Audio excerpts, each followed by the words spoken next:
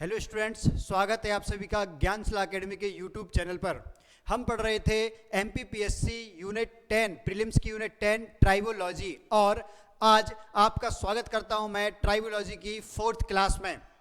शुरू के 3 लेक्चर्स में हमने ट्राइबोलॉजी के बारे में सिलेबस डिस्कस किया और उसके संवैधानिक प्रावधानों के बारे में जाना, और उससे संबंधित कौन कौन से प्रमुख तथ्य हैं, जो डेटा है, आंकड़े हैं, जनसंख्या से संबंधित आंकड़े, लोकसभा विधानसभा में आरक्षण संबंधी सीटों के आंकड़े, या प्रमुख जो घटनाक्रम हुआ है कि पहले सीएम कौन रहे, पहले राज्यपाल कौन रहे। इस तरीके से हमने एसटी जनजातियों के बारे में पढ़ा। मध्य प्रदेश में जनजातियों के भौगोलिक वर्गीकरण के बारे में भी हम पढ़ चुके हैं। अब उसके आगे हम आज की क्लास में कंटिन्यू करते हैं। शुरू के 4 मिनट में हम क्या करेंगे, अभी तक हमने जो पढ़ा वो सारी स्लाइड्स रिवाइज करेंगे। सिलेबस, फिर वो 10 राज्यों के नाम याद होंगे आपको: हिमाचल प्रदेश, राजस्थान, गुजरात, मध्य प्रदेश, छत्तीसगढ़, झारखंड, महाराष्ट्र, तेलंगाना, आंध्र प्रदेश और उड़ीसा। फिर इसके बाद कितनी जनसंख्या है मध्य प्रदेश में जनजातियों की, भारत में जनजातियों की परसेंटेज कितनी है, और मध्य प्रदेश में भारत की कितनी प्रतिशत जनजाति है, 14.64%। फिर इसकी परिभाषा, इनकी विशेषताएं, और फिर आर्टिकल 366, 25, 342, 1, 16(4), 16(4)(a), 16(4)(b) नियुक्तियों में, पदोन्नति में, बैकलॉग भर्तियों से संबंधित प्रावधान। फिर आर्थिक अधिकार 244(1) हमने देखा, और आर्टिकल 275 जिसमें क्या था, सहायता अनुदान के बारे में बात की गई थी। फिर आर्टिकल 17 में अस्पृश्यता का अंत, 23 में क्या था, बंधुआ मजदूरी से सुरक्षा, 24 में बाल मजदूरी या बाल श्रम निषेध था, और 46 में क्या, दुर्बल वर्गों मतलब SC, ST और अन्य दुर्बल वर्गों के शिक्षा और पोषाहार स्तर से संबंधित प्रावधान। फिर शिक्षा संबंधी प्रावधान 15(4) में, 46 में, और 350(1) में क्या था, मातृभाषा में शिक्षण की व्यवस्था की जाएगी।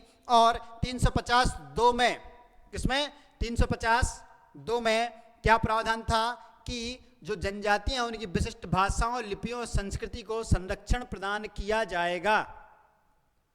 फिर आर्टिकल 330 लोकसभा में आरक्षण, 332 विधानसभाओं में आरक्षण, 335 संघ राज्य की सेवाओं में आरक्षण की बात की गई थी, 342 राष्ट्रपति को अनुसूचित जनजाति घोषित करने की शक्ति। फिर 338 में राष्ट्रीय अनुसूचित जाति आयोग वर्तमान में है, और अनुसूचित जाति जनजाति संयुक्त आयोग 65वें संविधान संशोधन द्वारा इसमें क्या, इसका प्रावधान किया गया था। फिर 338(1) या 338(a) या का, किसमें, 89 में संविधान संशोधन के द्वारा जोड़ा गया, जिसमें राष्ट्रीय अनुसूचित जाति आयोग से पृथक राष्ट्रीय अनुसूचित जनजाति आयोग गठित किया गया 338(a) के तहत। कब, 19 फरवरी 2004 को। और फिर अनुच्छेद 339 में क्या है कि जो अनुसूचित क्षेत्र हैं वहां जनजातियों के प्रशासन पर केंद्रीय नियंत्रण का उल्लेख है, किसमें, 339 में।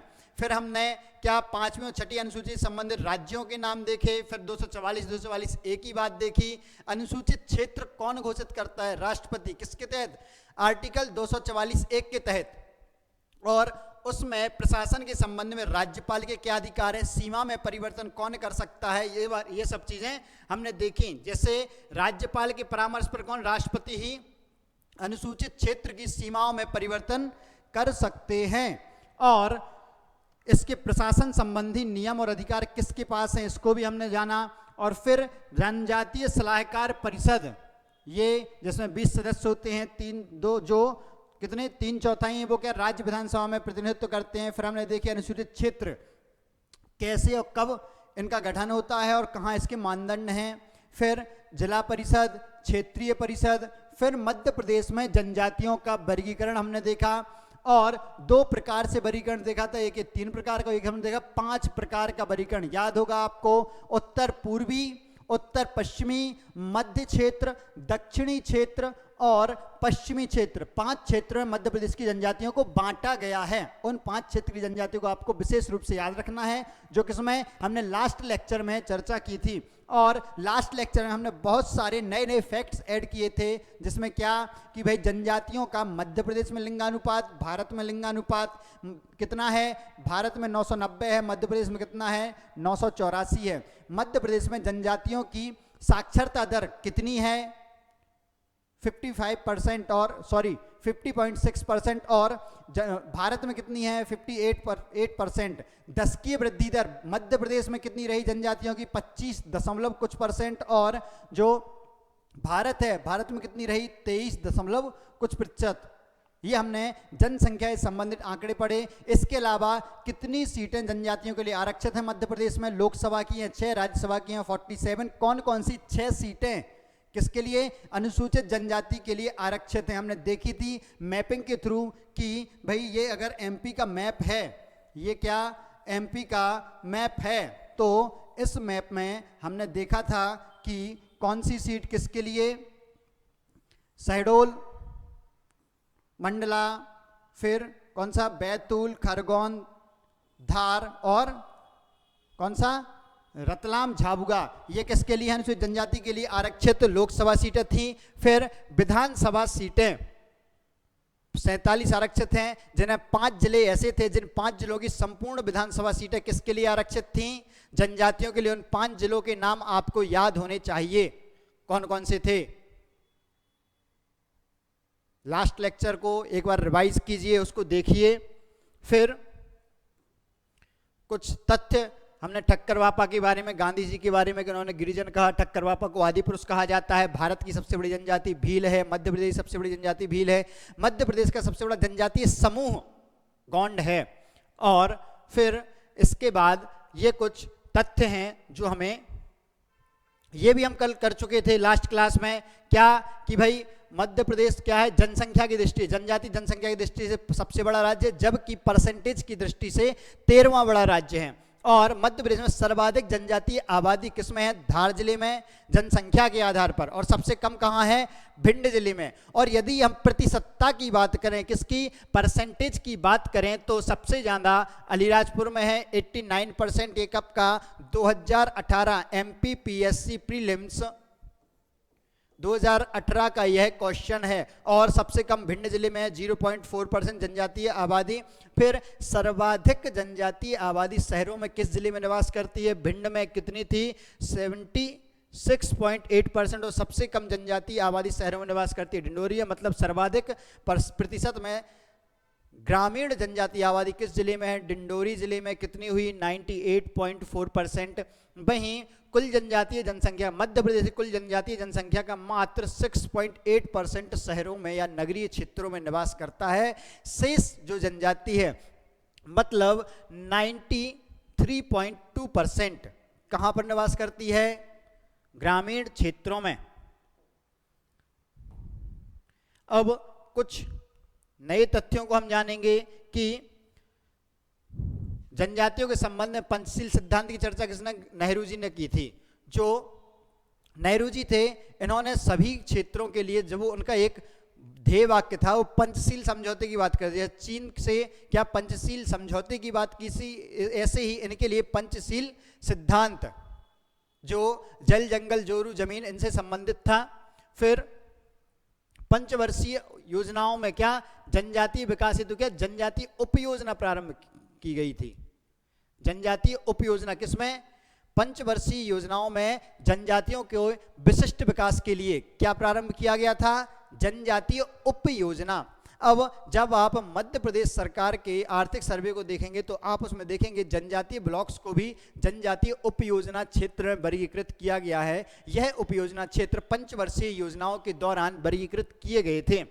अब क्या आता है? जो प्राचीन संस्कृत ग्रंथ हैं, क्या? प्राचीन संस्कृत ग्रंथ, इनमें जनजातियों के लिए अत्विका या वनवासी शब्द यूज किया गया है। मतलब ये अत्विका या वनवासी किसे कहा गया है? जनजातियों को। कहाँ कहा गया है?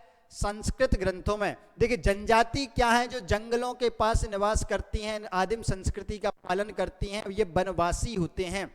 तो इसलिए इन्हें क्या? वनवासी कहा गया संस्कृत ग्रंथों में। और अत्विका, अत्विका क्यों? यह जंगल से संबंधित शब्द है, अर्थात जंगलों के निकट या जंगलों में रहने वाले।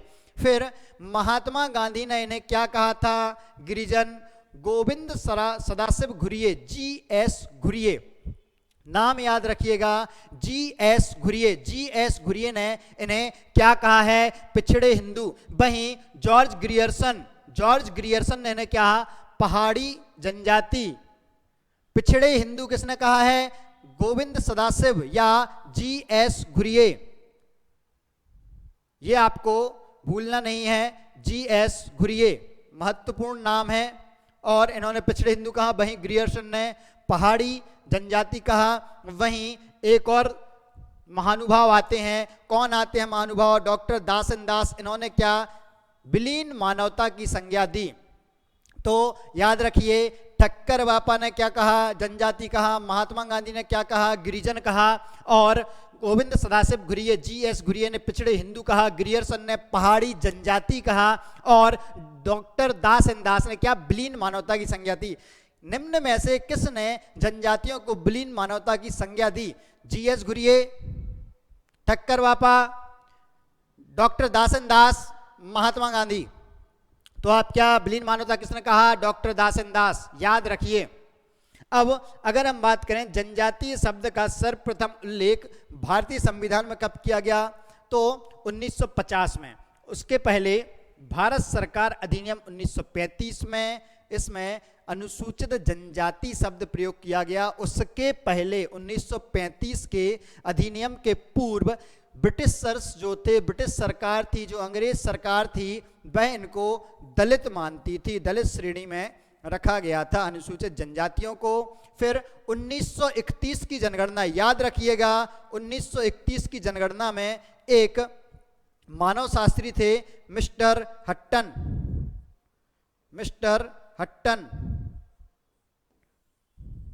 एक मानव शास्त्री थे। जनगणना के दौरान 1931 की इन्होंने जनजातियों, जो दलित वर्ग था, जो जंगलों के पास निवास करता था, जो वनवासी थे, उन्हें अनुसूचित जनजाति कहकर जनगणना में स्थान दिया। और 1935 के अधिनियम में सर्वप्रथम जनजाति शब्द प्रयोग किया गया। और फिर वही शब्द हमारे संविधान में जो 26 नवंबर 1949 को बनकर तैयार हुआ और 26 जनवरी 1950 को लागू हुआ, उसमें अनुसूचित जनजाति शब्द यूज किया गया इस वर्ग के लिए।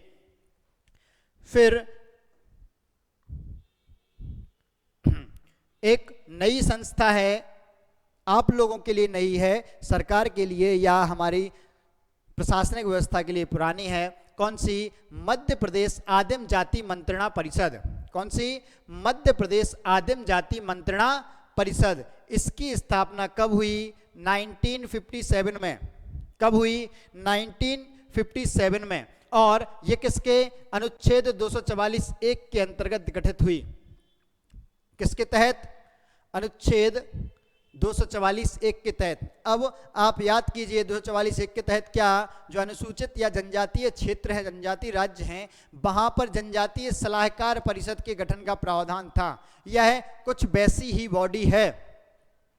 तो इसमें क्या था? इसका कार्य क्या है? मध्य प्रदेश आदिम जाति मंत्रणा परिषद। मध्य प्रदेश आदिम जाति मंत्रणा परिषद कब? 1957 अनुच्छेद कौन सा है? 244(1). 244(1) के तहत इसका क्या गठन किया गया। फिर प्रदेश के अनुसूचित क्षेत्र जो शेड्यूल्ड एरिया हैं, क्या? शेड्यूल्ड एरिया, यहाँ के प्रशासन और नियंत्रण तथा अनुसूचित जनजातियों के हित संरक्षण के लिए सुझाव देने हेतु इसका गठन किया गया था। किसके लिए किया गया था भाई? अनुसूचित क्षेत्रों के प्रशासन और नियंत्रण में जो जनजातीय क्षेत्र हैं या अनुसूचित जनजातियां, उनके हित संरक्षण के लिए इसका गठन किया गया। और यही इससे संबंध में सलाह सरकार को देता है, यही कार्य करता है। फिर कब? 8 सितंबर 2014 को इसका पुनर्गठन किया गया। कब? 8 सितंबर 2014। यह डेट आपको याद रखनी है। मध्य प्रदेश आदिम जाति मंत्रणा परिषद कब? 1957 में गठित की गई। किस आर्टिकल के तहत? 244(1) के तहत। फिर कब इसका पुनर्गठन हुआ? तो 8 सितंबर 2014। अब हम बात करें मध्य प्रदेश की प्रमुख अनुसूचित जनजातियों की।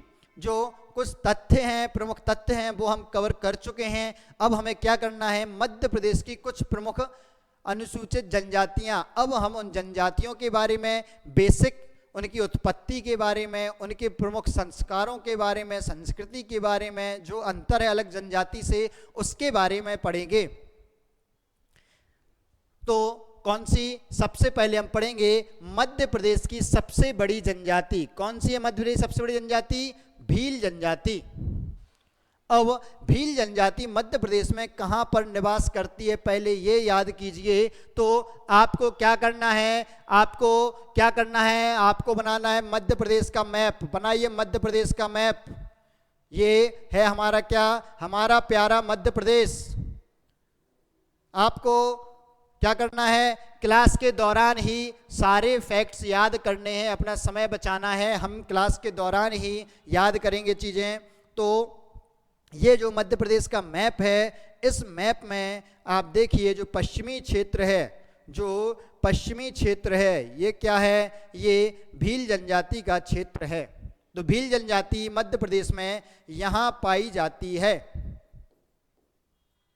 मुख्य रूप से।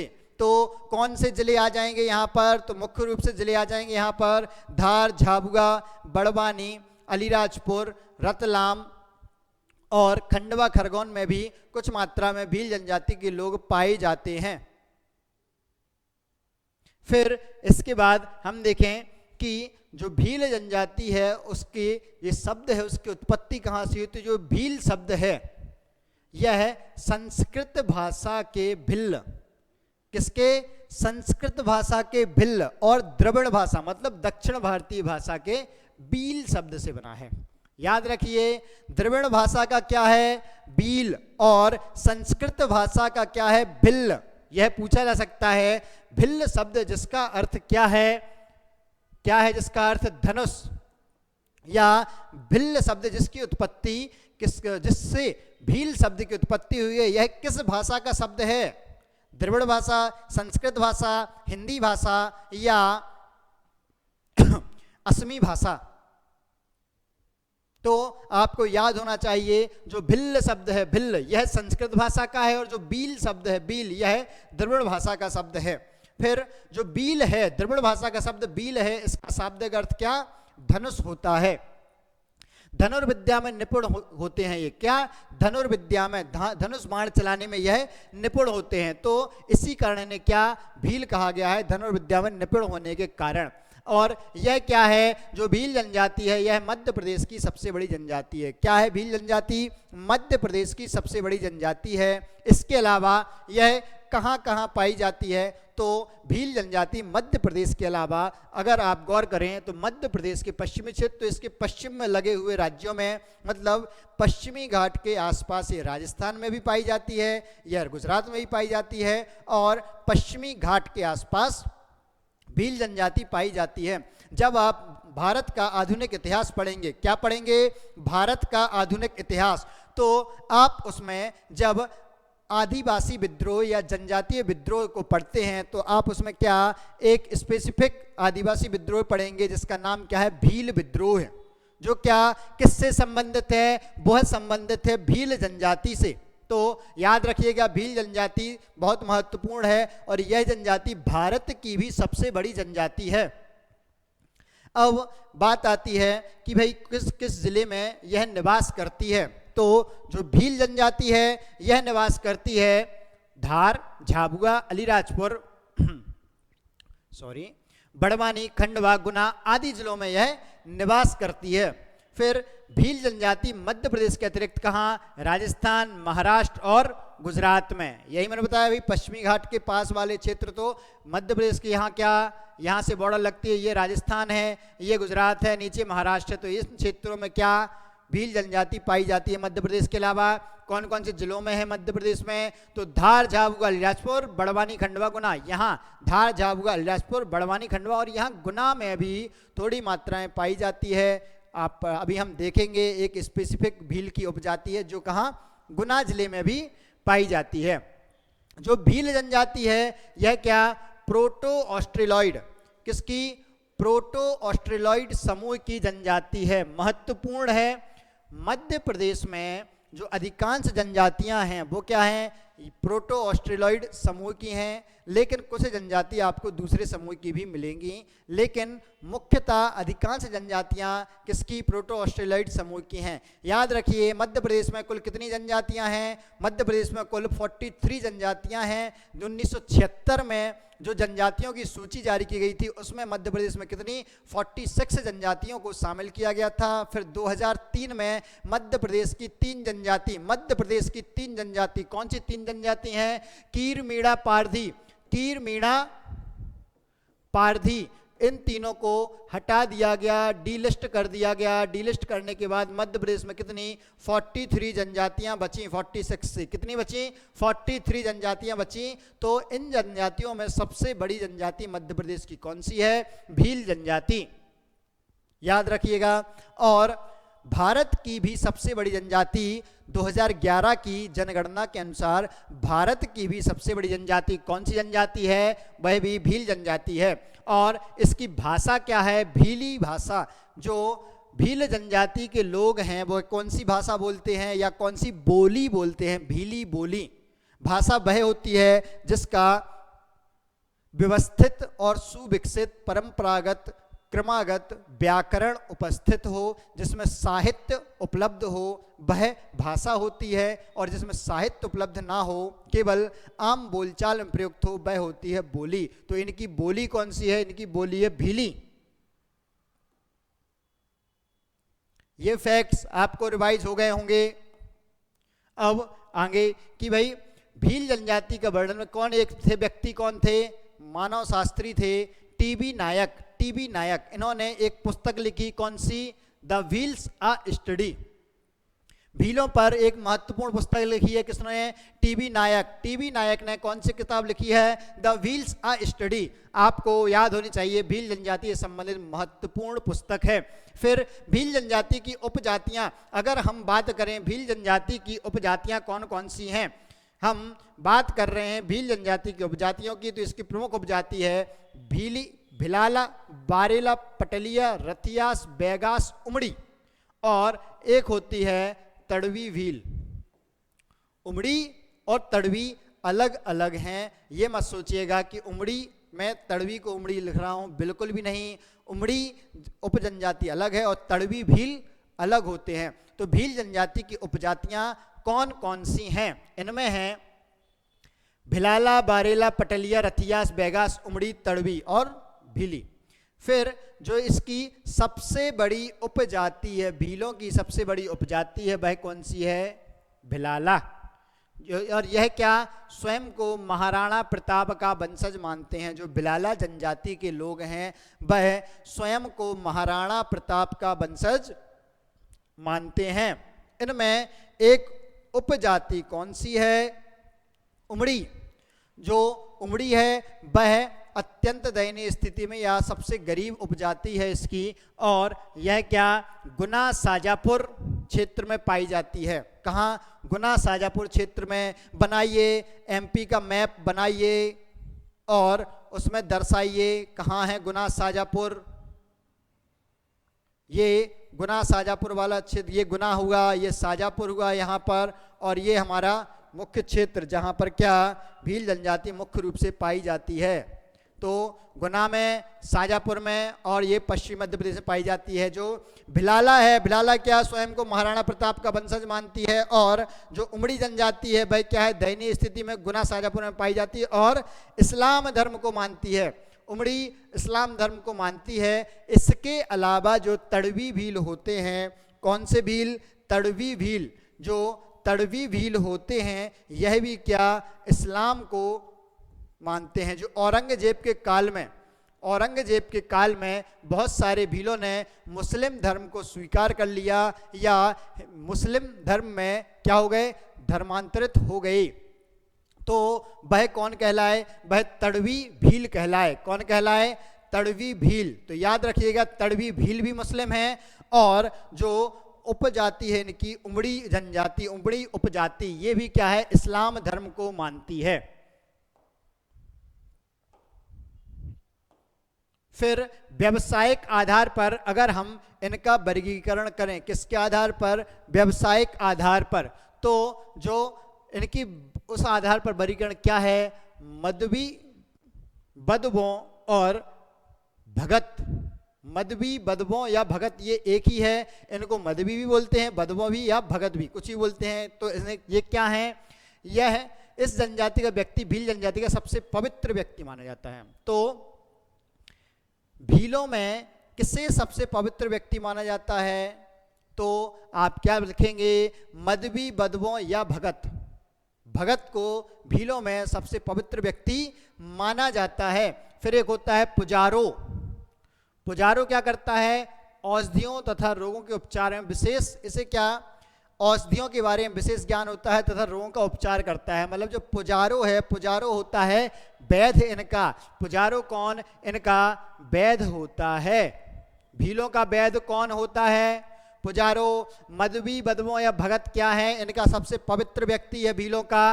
और कोटवार, कोटवार क्या है? भीलों के गांव का प्रशासन करता है।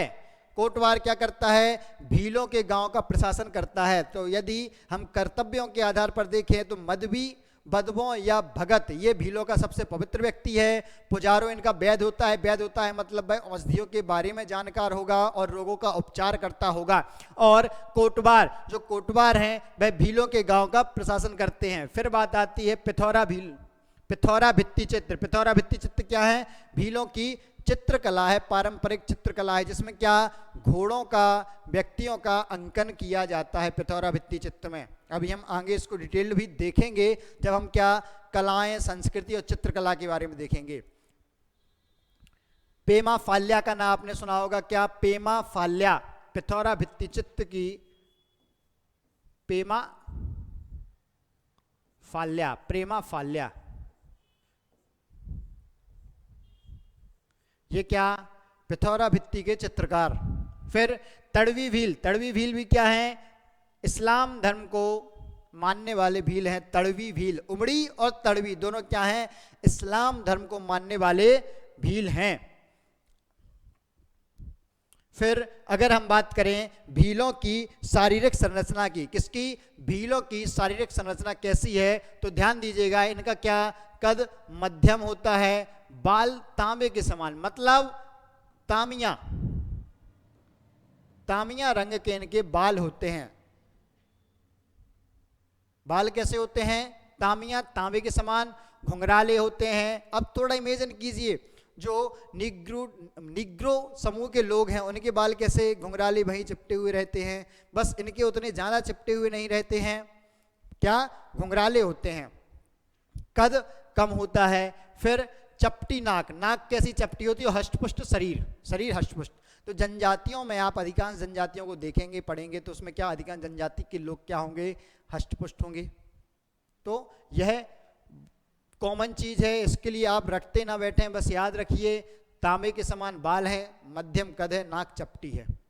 फिर वस्त्र आभूषण की बात करें, अगर हम क्या, भीलों के वस्त्र आभूषण की बात करें तो ये क्या, रंग प्रिय होती है जनजाति, आभूषण भी अच्छे लगते हैं। आभूषण किसी भी समाज की महिला हो उसे आभूषण अच्छे लगते हैं। तो आप ये किसी भी जनजाति में मत लिखना कि उसे आभूषण पसंद नहीं है, ये कॉमन फैक्ट है। और रंग भी लगभग सभी पसंद करते हैं, तो ये कॉमन पॉइंट है। फिर गोदने गुदवाती हैं स्त्रियां, स्त्रियां क्या करती हैं? गोदने, गोदना कराती हैं। और इसके साथ साथ क्या, चांदी के आभूषण, चटक रंग के कपड़े, क्या, घाघरा और ओढ़नी, घाघरा और ओढ़नी ये पहनती हैं। तो भील जनजाति की महिलाएं क्या, घाघरा और ओढ़नी ये पहनती हैं। फिर इनका क्या, अंग रखा, ये महत्वपूर्ण है। अंग रखा, अंग रखा क्या है? जो भीली महिलाएं हैं उनका एक अंग वस्त्र है अंग रखा। अंग रखा क्या है? भीली महिलाओं का अंग वस्त्र। फिर पुरुष क्या पहनते हैं? इसके अलावा पुरुष कानों में क्या, चांदी की बालियां पहनते हैं। पुरुष पहनते हैं क्या, कानों में चांदी की बालियां। पुरुष के मुख्य परिधान कौन से हैं? धोती, बंडी और सिर पर पगड़ी। इमेजिन कीजिए, धोती, बंडी मतलब एक कुर्ता टाइप का होता है, और जो राजस्थानी परिधान में भी चलता है वह बंडी और पगड़ी। फिर इसके अलावा जो भीली युवा हैं वो बांसुरी बजाना पसंद करते हैं। जो भील जनजाति के युवा लोग हैं वह क्या बांसुरी बजाना पसंद करते हैं। अंगरखा किस जनजाति का अंग वस्त्र है? तो यह भीली जनजाति की स्त्रियों का वस्त्र है अंगरखा, याद रखिएगा। फिर भोजन, तो भोजन में यह क्या पसंद करते हैं? मक्के की रोटी, ताड़ी, ज्वार, ये भीलों का प्रिय भोजन है। इसके अलावा गर्मी के दिनों में ताड़ी एवं महुआ की शराब भी पीते हैं। गर्मी के दिनों में किसकी? महुआ की शराब। फिर कड़कनाथ मुर्गे का शिकार करते हैं। किसका? कड़कनाथ मुर्गे का। ये कैसा? ब्लैक कलर का होता है और इसे मध्य प्रदेश सरकार द्वारा किसे? कड़कनाथ को जीआई टैग दिया गया है। कड़कनाथ मुर्गे को मध्य प्रदेश में जीआई टैग प्राप्त है। इसके बाद इनके निवास की बात करें तो इनका मकान जो होता है वो चौकोर होता है। जो भील जनजाति है इसके लोगों का मकान क्या है? चौकोर होता है। कोई भी जनजाति हो उसके घर कैसे बनेंगे? कोई भी जनजाति हो, ये कॉमन चीज़ है, आपकी सामान्य समझ की चीज़ है। उसके जो घर बनते हैं वह लकड़ी से, बांस से, मिट्टी से, इन सब से मिलकर बनते हैं। जैसे देखो मिट्टी, पत्थर की दीवारें, बांस, ढलवा छत, इन सब से बनती है। लेकिन इसमें क्या विशेषता है कि जो भील जनजाति के घर हैं इनमें केवल एक छोटा दरवाजा होता है। जो भील जनजाति के घर बनाए जाते हैं भील जनजाति के लोगों के द्वारा, उनमें केवल एक छोटा घर होता है। इस तथ्य को आप याद रखें। इसके अलावा इनके निवास स्थल को, जहाँ पर इनके घर बनते हैं, उसे क्या? फाल्या, इनकी मतलब कॉलोनी को फाल्या कहते हैं। और इनका जो मकान है, मकान को क्या? कू। ये क्या? कू में रहते हैं और कू का समूह जहां होता है उसे क्या? फाल्या कहते हैं। तो इनकी कॉलोनी फाल्या है और इनके मकान को कू कहते हैं। फिर आर्थिक स्थिति की बात करें तो इनका प्रमुख व्यवसाय कृषि है। फिर ये क्या? कृषि को क्या? बजिया तथा चिमाता, ये जो कृषि करते हैं उसे क्या? बजिया या चिमाता। तो चिमाता कृषि कौन सी जनजाति करती है? भील जनजाति। बजिया कृषि कौन सी जनजाति करती है? भील जनजाति। आप फैक्ट्स को याद रखें। बजिया कृषि भील जनजाति, चिमाता कृषि भील जनजाति। फिर और क्या व्यवसाय करते हैं? भाई जंगलों के पास रहेंगे, जंगल से क्या लकड़ी काट कर बेचेंगे, कुछ याद नहीं करना। फिर पशुपालन भी करते हैं, बकरी, गाय, मुर्गी पालन, मत्स्य आदि, वनों से फल आदि एकत्रित कर ये बेचते हैं। फिर 2011 की जनगणना के अनुसार भील कर्मियों में क्या? लगभग 53.8% क्या है? कृषक और 1/3 क्या है? मजदूर। तो हालांकि ये तथ्य, ये फैक्ट इतना महत्वपूर्ण नहीं है एग्जाम पॉइंट ऑफ व्यू से। आपको इसमें महत्वपूर्ण रूप से क्या याद करना है कि जो भील जनजाति है इनकी कृषि को क्या कहते हैं? इनकी कृषि को चिमाता या बजिया। चिमाता या बजिया किस जनजाति की कृषि है? तो यह है भील जनजाति की। कड़कनाथ मुर्गे का शिकार करते हैं, याद रखिए। फिर सामाजिक संस्कृति की बात करें तो सामाजिक सांस्कृतिक स्थिति यह है कि इनका जो परिवार है वो क्या होता है? पितृसत्तात्मक संयुक्त परिवार होता है। समाज में इनका जो परिवार है वो पितृसत्तात्मक और संयुक्त होता है। फिर इसमें गांव के मुखिया को गमेती, गांव के मुखिया को क्या कहा जाता है? गमेती। बिल्कुल नोट कर लीजिए, रट लीजिए इस फैक्ट को, क्या कहते हैं? गमेती। फिर भीलों का सबसे प्रिय संबोधन क्या है? मामा। इसका सबसे प्रिय संबोधन क्या है? मामा। और भगोरिया प्रणय पर्व के बारे में देखें तो सामाजिक सांस्कृतिक स्थिति में इतना याद रखें आप, भीलों में मुख्यतः क्या? ये पितृसत्तात्मक है, संयुक्त परिवार होते हैं। जो गांव का मुखिया है उसे क्या? गमेती। गमेती क्या है? गांव का मुखिया है। और जो ये मामा कहे जाने पर बहुत अच्छा फील करते हैं भील। बाहुबली याद कीजिए, कटप्पा को बाहुबली मामा कहते थे। कहाँ पर थे ये? कहानी सिचुएटेड महेशमती, जो महेश्वर का प्राचीन नाम था। कहाँ पर? ये वर्तमान खरगोन में। खरगोन कहाँ है? हमारे दक्षिण पश्चिमी मध्य प्रदेश में, मतलब भील जनजाति का आसपास का क्षेत्र है। मामा कहने पर खुशी का अनुभव, कनेक्ट कीजिए, याद कीजिए चीज़ों को। फिर हम बात करें भगोरिया, जो भगोरिया प्रणय पर्व है इसकी बात करें तो ये क्या? भीलों का पारंपरिक त्योहार है। मुख्यतः कहाँ? झाबुआ, इलासपुर, धार, खरगोन, यहाँ पर व्यापक स्तर पर आयोजित किया जाता है। और यह क्या है? प्रेम एवं विवाह का उत्सव है। किसका? प्रेम एवं विवाह का उत्सव है। इसमें क्या होता है, जो आदि इस जनजाति के, भील जनजाति के युवक युवती, नवयुवक नवयुवतियां क्या करते हैं, अपने जीवन साथी का चुनाव करते हैं। किसका? अपने जीवन साथी का चुनाव करते हैं।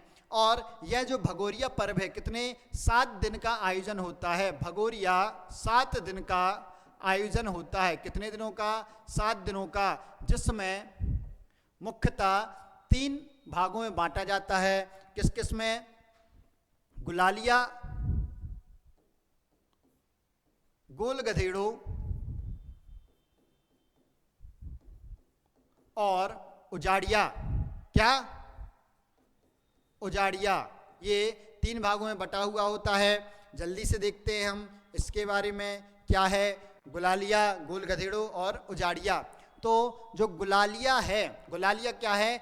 भगोरिया पर्व के प्रारंभिक दिनों में इसका आयोजन किया जाता है। जो प्रारंभिक 2 दिन हैं, कब? भगोरिया 7 दिन का होता है। कितने? भगोरिया 7 दिन का होता है। जो शुरुआत के 2 दिन हैं उसमें क्या होता है? गुलालिया। गुलालिया जो शब्द बना है वो बना है गुलाल से। तो इसमें क्या होता है कि विवाह हेतु जो इच्छुक युवक है, जो युवक शादी करना चाहता है, वो क्या करेगा? अपनी पसंद की युवती को गुलाल लगाकर प्रेम का इजहार करता है। मतलब ये क्या? प्रपोज करता है गुलाल लगाकर उस युवती को।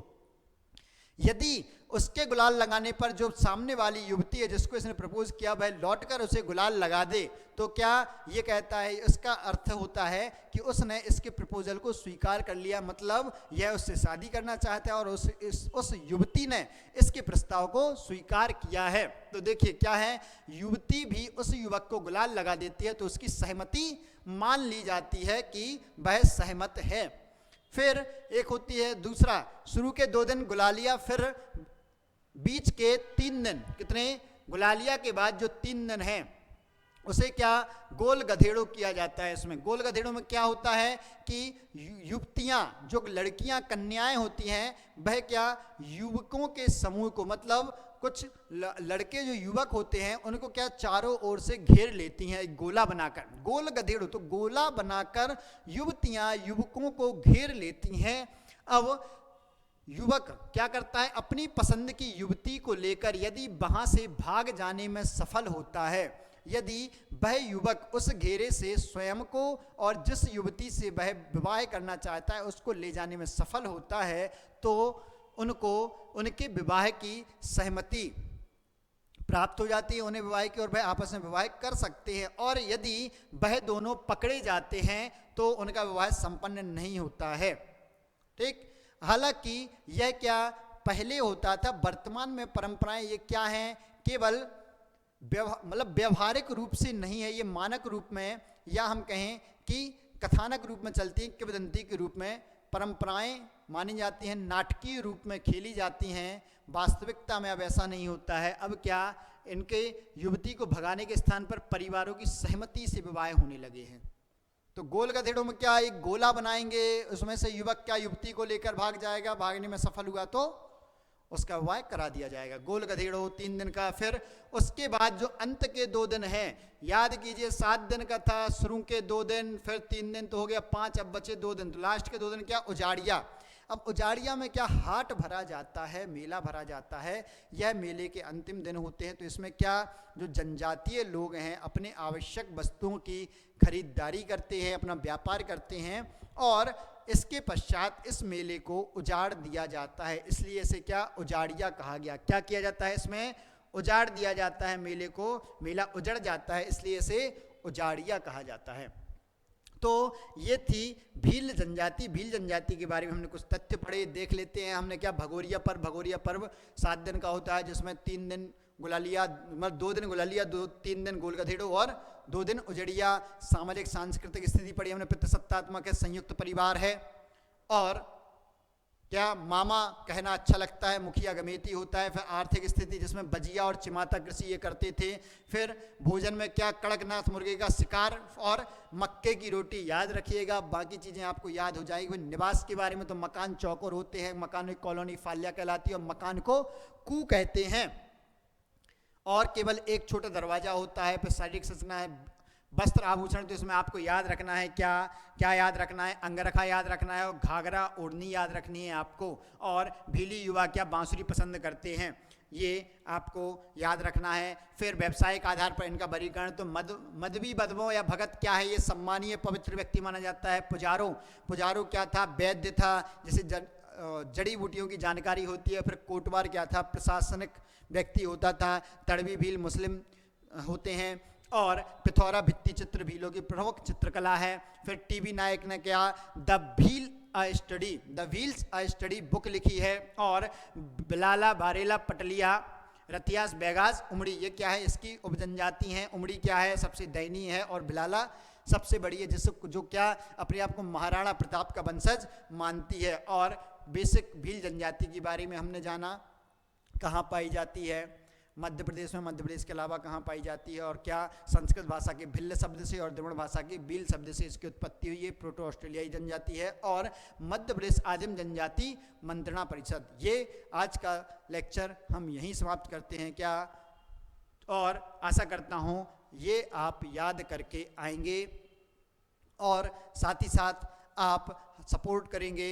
लाइक, कमेंट, शेयर, सब्सक्राइब कीजिए और साथ ही साथ बेल आइकन को दबाकर रखिए, ताकि जो भी नया वीडियो अपलोड किया जाए या जो लाइव क्लास चलेगी तो उसका नोटिफिकेशन आपके पास आ जाएगा। इससे क्या होगा, आप लोगों का हमें जो भी कमेंट हैं वो हमें प्राप्त होते रहेंगे, जिससे आपको क्या समस्याएं आ रही हैं उसका सॉल्यूशन भी हो जाएगा।